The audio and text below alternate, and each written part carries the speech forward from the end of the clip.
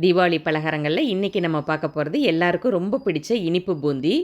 Sweet ஷாப்பில் கிடைக்கிற மாதிரியே பர்ஃபெக்டாக எப்படி பண்ணுறதுன்னு பார்க்கலாம். 400 கிராம் சர்க்கரை எடுத்துக்கோங்க. அதுக்கு 200 கிராம் தண்ணி சேர்த்து முதல்ல சர்க்கரையை கரைச்சி எடுத்துக்கோங்க.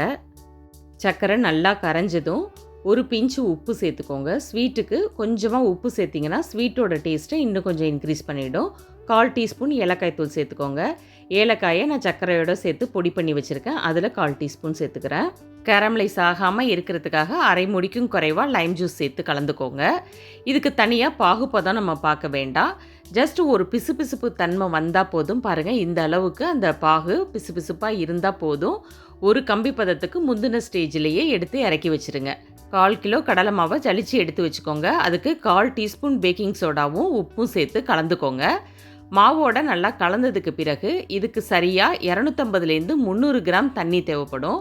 முதல்ல ஒரு 200 கிராம் தண்ணியை சேர்த்து கட்டிகள் இல்லாமல் நல்லா கரைச்சி வச்சுக்கோங்க. எடுத்த உடனே 300 கிராம் தண்ணியையும் சேர்த்துடக்கூடாது. கட்டிகள் இல்லாமல் கரைச்சதுக்கு பிறகு மீதி இருக்கிற தண்ணியை சேர்த்து நல்லா ஒரு ஃப்ளோயிங் கன்சிஸ்டன்சிக்கு கலந்து எடுத்துக்கோங்க. இப்போது நல்லா கலந்து உங்களுக்கு காமிக்கிறேன் பாருங்கள். இந்த அளவுக்கு இருக்கணும் மாவோட பக்குவம். இப்படி எடுத்து ஊற்றும்போது ஃப்ளோ ஆகணும். இப்போது இதில் நான் 3 கலர் சேர்த்து பண்ண போகிறதுனால இதை தனித்தனியாக 2 பவுலில் மாற்றி வச்சுக்கிறேன். உங்களோட விருப்பம்தான். நீங்கள் கலர் சேர்க்காமல் அப்படியே பண்ணுறதுனாலும் பண்ணலாம். கொஞ்சம் பார்க்க அழகாக இருக்கும் அப்படிங்கிறதுனால நான் 3 கலர் சேர்த்து பண்ணுறேன். முதல்ல எல்லோ கலர், அடுத்ததாக க்ரீன் கலர், அடுத்ததாக ரெட் கலர் சேர்த்துக்கிறேன். ஃபுட் கலர் சேர்த்த பிறகு இதை நல்லா மிக்ஸ் பண்ணி விட்டுக்கோங்க. நம்ம சேனலில் நிறைய தீபாவளி ரெசிபி வீடியோ அப்லோட் பண்ணியிருக்கேன். இந்த தீபாவளிக்கு இன்னும் ஸ்பெஷல் ரெசிபிலாம் அப்லோட் பண்ண போகிறேன். எல்லாத்தையும் பார்க்குறதுக்கு நம்ம சேனலை சப்ஸ்கிரைப் பண்ணி வச்சுக்கோங்க. உங்கள் ஃபேமிலி அண்ட் ஃப்ரெண்ட்ஸுக்கும் ஷேர் பண்ணுங்கள். நம்ம சேனலில் அப்லோட் பண்ண ஸ்வீட் அண்ட் கார ரெசிபி வீடியோ லிங்க்கு டிஸ்கிரிப்ஷனில் கொடுக்குறேன். இந்த தீபாவளிக்கு உங்கள் வீட்டில் ட்ரை பண்ணி பாருங்கள். 3 கலரில் தனித்தனியாக மிக்ஸ் பண்ணி எடுத்து வச்சாச்சு. எண்ணெயும் நல்லா சூடு பண்ணியாச்சு. இது போல் நீங்கள் பூந்தி கரண்டி கடைகளில் வாங்கியும் பண்ணலாம். வீட்டில் ஜல்லி கரண்டி இருந்தால் அதுலேயும் செய்யலாம். இது போல் கொஞ்சமாக மாவை கரண்டியில் ஊற்றிட்டு லைட்டாக டேப் பண்ணி விடுங்க. டேப் பண்ணி விடும்போது பூந்தி ஒன்றோட ஒன்று ஒட்டாமல் நல்லா முத்து முத்தாக வந்து விழுது பாருங்கள். பார்க்குறதுக்கே எவ்வளோ சூப்பராக இருக்குது. பூந்தியை பொரித்து எடுத்ததுக்கு பிறகு மாவை சுத்தமாக வழித்து எடுத்துடுங்க.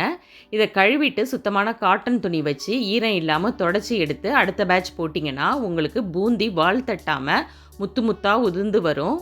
பூந்தியை சரியாக 1.5 நிமிஷத்துக்கு பொரிச்சு எடுங்க. பாருங்கள், இந்த அளவுக்கு பொரிஞ்சு வரணும். இதை இப்போ சர்க்கரை பாகில் ஸ்ட்ரைட்டாக நம்ம சேர்த்துடலாம்.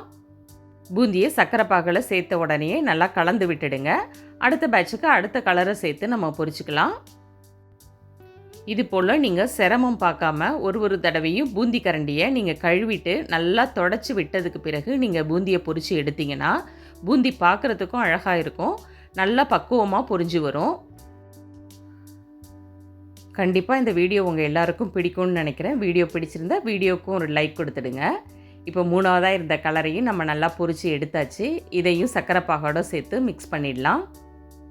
பூந்தியெல்லாம் சூடாக இருக்கும்போதே சர்க்கரை பாகில் சேர்த்து மிக்ஸ் பண்ணணும். அப்போ தான் சர்க்கரை பாகோட பூந்தியெல்லாம் நல்லா ஊறி நல்ல ஒரு டேஸ்ட்டு கொடுக்கும்.